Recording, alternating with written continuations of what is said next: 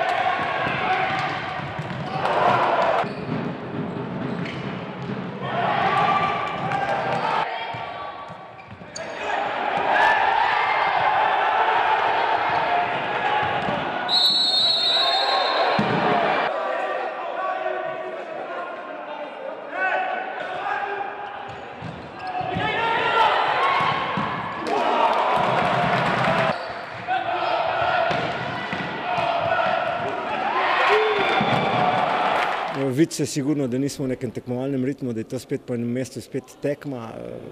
Na koncu koncev sem z rezultatom zelo zadovoljen.